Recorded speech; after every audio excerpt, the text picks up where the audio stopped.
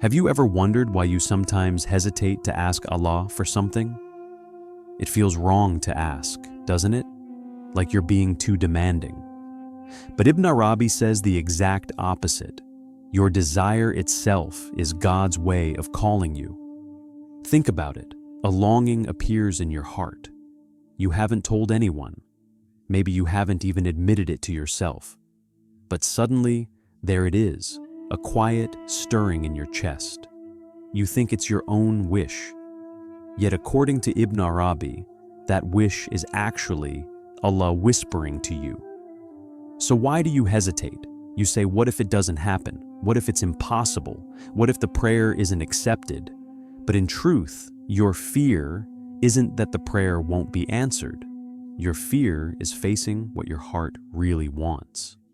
And here lies a secret, a hard one, which many never realize in their lifetime. By the end of this, I'll share with you a single line, what Ibn Arabi called the key that turns the impossible into possible. It will completely change the way you see destiny and desire. But first, let's look deeper. Why does Allah want you to ask? Why does He invite you to desire what seems impossible? Because as Ibn Arabi says, your prayer is a mirror of who you are before divine power. Whatever you reach for reveals what lives inside you. If you fear, if you think small, if you even hesitate to ask, it doesn't mean you are weak, only that your heart is still growing. Now let's move to the first reason. Asking from Allah reveals the true direction of your soul. Have you noticed? The things you want most deeply are the ones that test you the most. It's as if an unseen hand pushes you forward, and then suddenly pulls you back.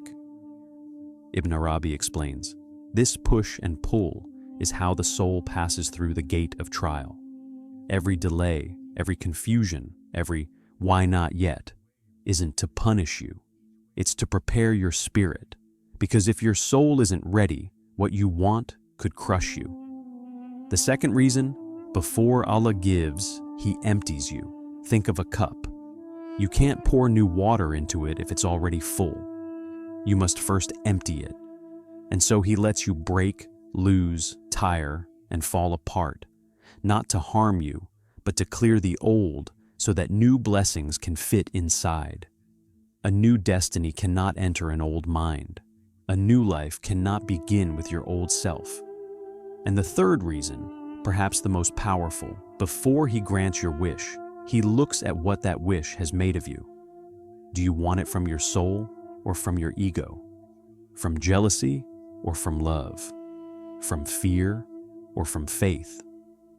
Ibn Arabi says, destiny cannot be purified until the intention is purified. That's why what you want often delays, because your intention is still cloudy. You think you're ready, but you're not. You say, I wish it would happen, but Allah says, first become ready. And then comes the fourth reason. Allah shows you what seems impossible on purpose, because that's where the secret of nearness lies. The impossible doesn't weaken you, it sharpens your need for Him. When you realize your strength isn't enough, His strength begins to work. That's why doors close. That's why people leave. That's why paths suddenly end. Because when every door is shut, who can enter except Allah? Ibn Arabi said something beautiful. When the servant feels completely helpless, he becomes closest to his Lord. And in that moment, closeness begins, though he may not even notice. It's at that exact point that the true test begins. In the next part, we'll move into the fifth reason, what Ibn Arabi called the soul's hidden breaking point.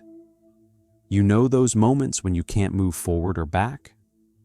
When time stops, breath tightens, and everything inside whispers, I can't anymore. That, according to Ibn Arabi, is the threshold of surrender, because a person cannot fully give themselves to Allah until they have completely run out of their own strength. And so, the fifth reason, Allah lets you face your deepest weakness to bring out your truest faith. What does that mean? Sometimes you fear losing someone, and that person leaves. You fear poverty, and you taste struggle. You fear loneliness, and find yourself alone. Because Allah is saying, don't run from what you fear. Hand it over to me. Ibn Arabi explains, when you recognize the root of your fear, you are no longer its prisoner. Allah doesn't punish you. He reveals what you've been hiding, because healing starts only when what's hidden becomes visible.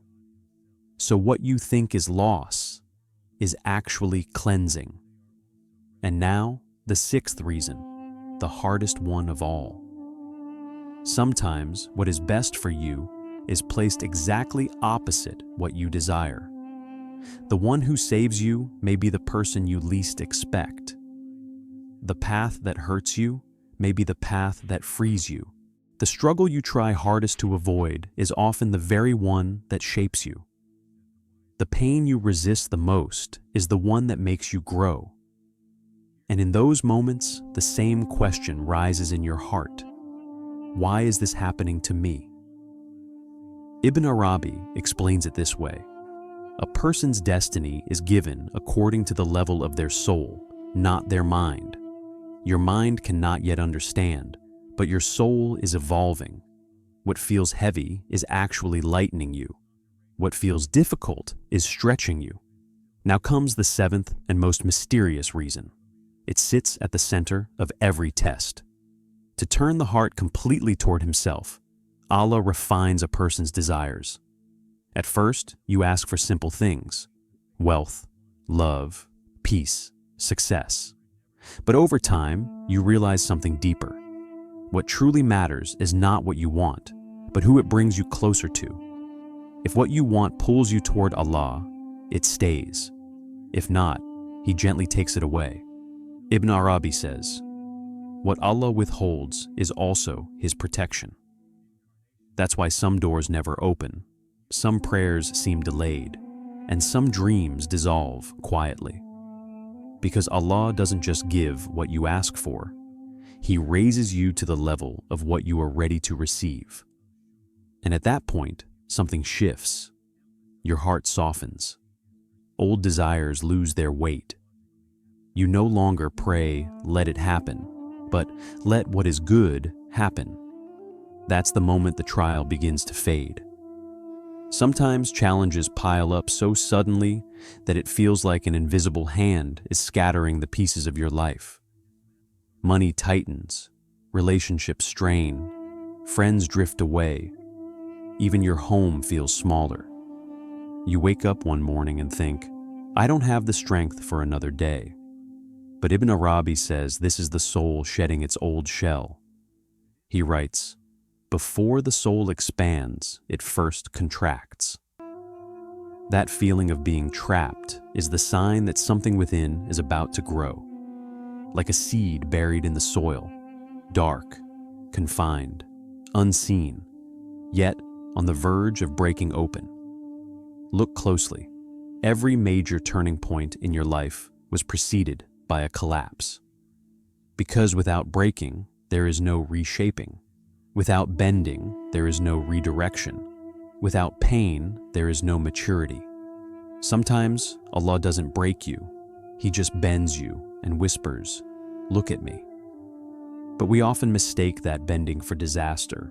Ibn Arabi also says that in the journey of destiny, Allah removes people, habits, and desires from the heart to make room for what truly belongs there. That's why some people leave suddenly. That's why certain things lose their charm. You stop burning for what once consumed you and think it's wrong, but it's not. It's cleansing.